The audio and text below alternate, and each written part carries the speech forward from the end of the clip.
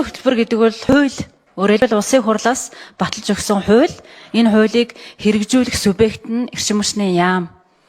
За тэгэхээр энэ хуулийн дээр маш товч бөгөөд тодорхой Аранга, Уранга, Баян хонгор гэсэн энэ 3 аймгийн цахилгаан хангамжийг найдваржуулахын тулд 10 мегаваттын нарны станц, 20 мегаватт цагийн батарей станцыг суйрлуулах төслийг хэрэгжүүлээ гэсэн ийм заалт орж ирсэн байгаа. Өнөөдөр эхний 4 сар өнгөрчөөд байна.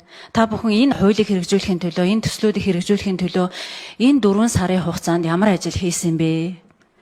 Орон нутгаас найдвартай ажиллагаа хангая, ХВС эрдэнтээс ажилд өндөртэй бетон тулгуураар хангагддаг, засвар хийнэ, тулгуур уннаа, 3 аймаг хэдэн 10 сум сахилгаангүй хүлдэх аюултай байдгаа. Тэгэхээр энэ асуудлыг бол аймгийн орон нутгаас бол маш их дэмжиж байгаа гэж байгаа. Зөвхөн эрчим хүчний яамнаас бол яг өнөөдөр ямар байдалтай, ямар ажил хийсэн, тэгээ энэ ажлыг яг хизээ хэрэгжүүлэх юм гэдгээ хариулаач гэсэн ийм нэг асуулт байна. Улсын хурал дээр хэлэлцүүлгээд гишүүдийн саналаар ийм асуудлууд ордгоо. Аранга, Уранга, Баян хонгор дээр гэдэг. Сэргээгдэг хэний лоббигаар яаж орсон юм мэдэхгүй. Докторгүй эрчим хүчээр дээр 3 аймгийн цахилгаан эрчим хүчний асуудлыг шийднэ гэсэн юм шийдвэр орсон юм байна л. Бид энэ асуудлыг яаж шийдэж байгаа вэ гэхээр Аранга, Уранга, Баян хонгор аймагуудын тухайд 10 хэр дэд станц дээр 100 мегаваттын нарны батарей станцыг барина. 4 цагийн гаргалгаатай.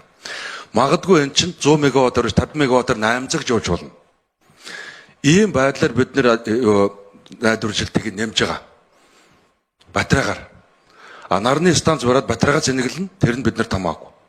Одоо ямар үнцэн мөрдөгч нь вөхлөр намайг сайд болохоос өмнө шөнийн тариф буюу одоо 2 центр батарейг зэнэглээд буцаага сүлжээнд авахдаа 15 центр авч ирсэн. Гэтэл одоо бид нар бол энийг бол 9.5 центр сүлжээнд толбуулна. Одоо 2 цент болгож буулгаж өгөхгүйгээр нарны станц бараад өөрөө батарей зэнэглчээд өгчгөө л гэж байгаа. Салхиа барьна уу, нараа барьна уу хамаагүй би батарейнаас чинь авъя гэдэг ийм л шийдвэр гаргаж байгаа гэдэг л.